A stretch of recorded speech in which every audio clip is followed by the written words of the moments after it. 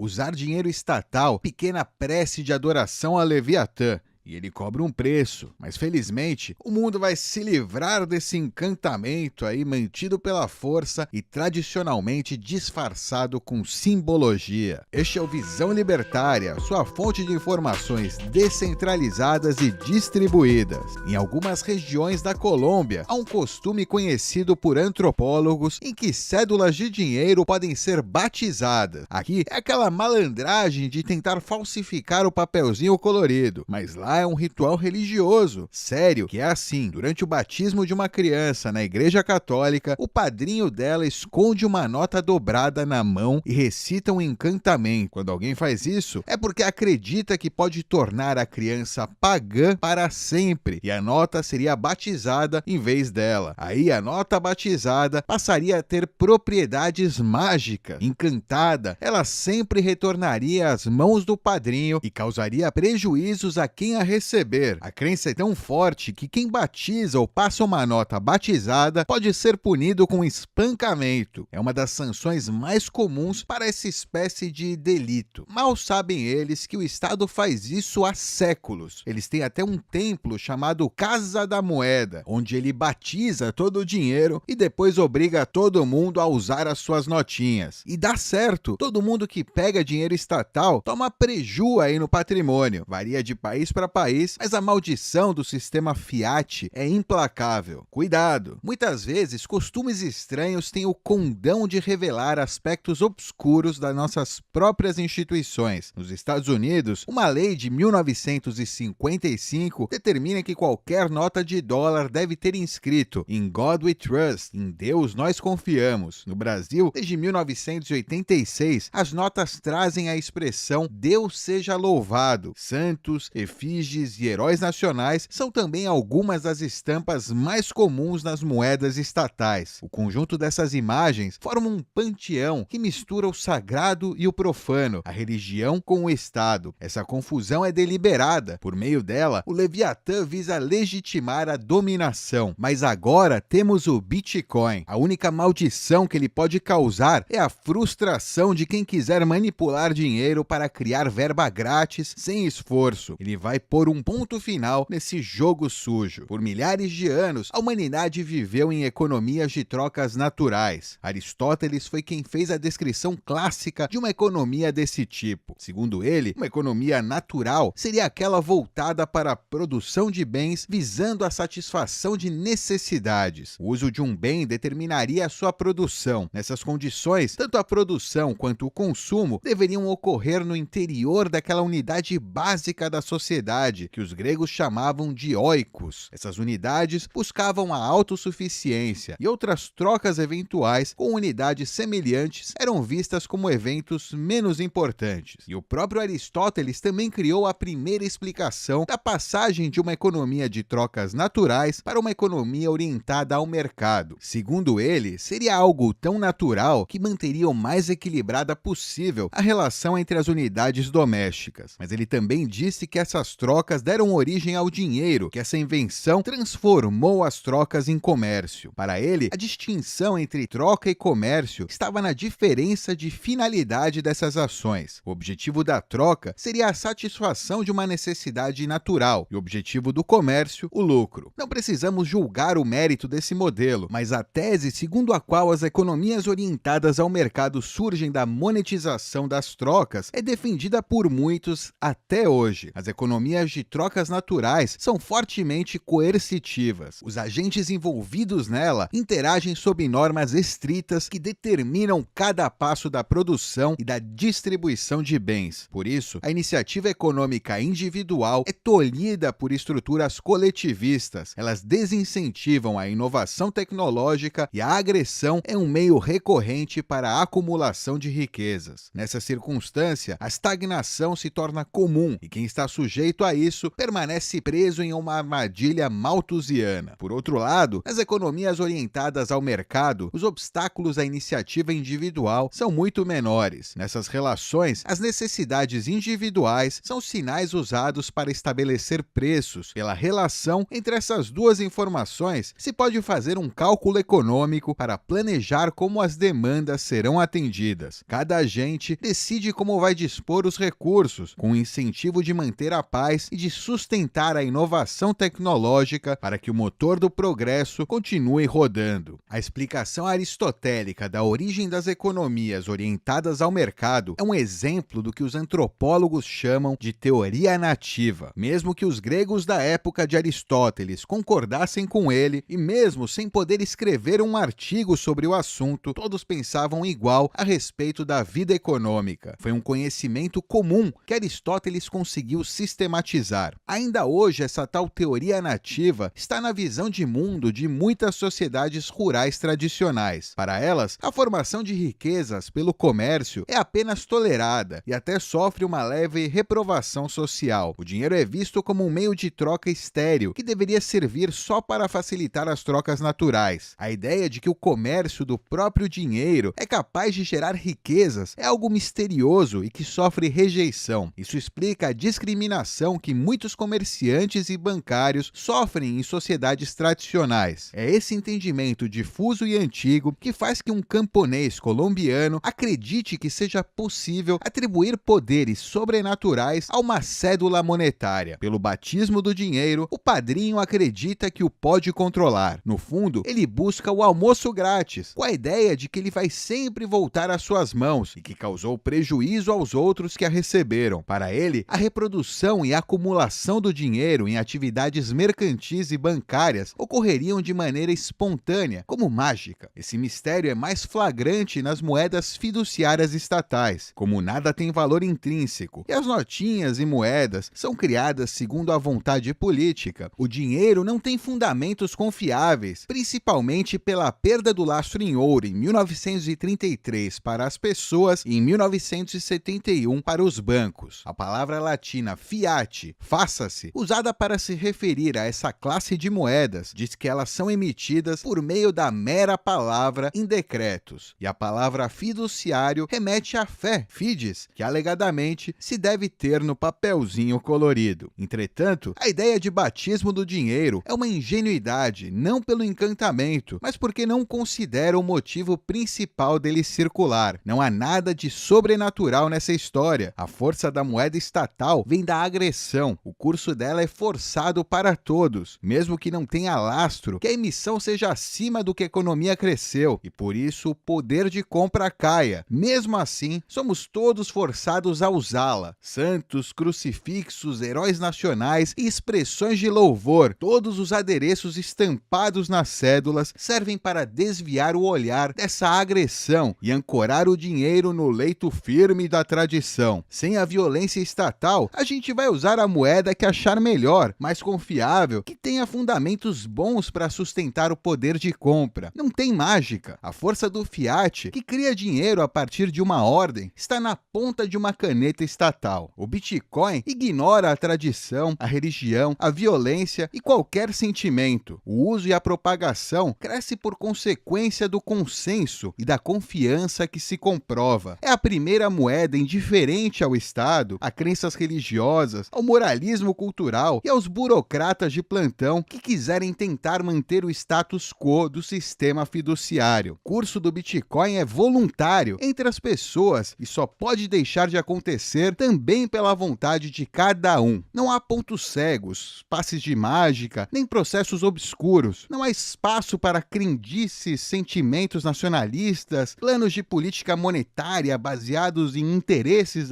de um grupo governista. A blockchain é um livro-razão transparente, inerte a emoções, permanentemente aberto e escrito em linguagem universal. Imagens de cruzes e bustos de generais são incapazes de aderir à face do Bitcoin. Mesmo em bilhões de anos, quando o Sol expandido engolir a Terra, o último Satoshi guardado na última carteira ainda estará frio, neutro e alheio ao fogo das paixões humanas. É isso aí! Obrigado por sua audiência. Este artigo foi sugerido e escrito por Datilógrafo, revisado por Stanley Calderelli e narrado por BitDove. Se gostou do vídeo, clique no ícone de curtir aqui abaixo e compartilhe em suas redes sociais. Se quer ser notificado de novos vídeos, clique em inscrever-se e depois no ícone do sininho. Até a próxima, tchau!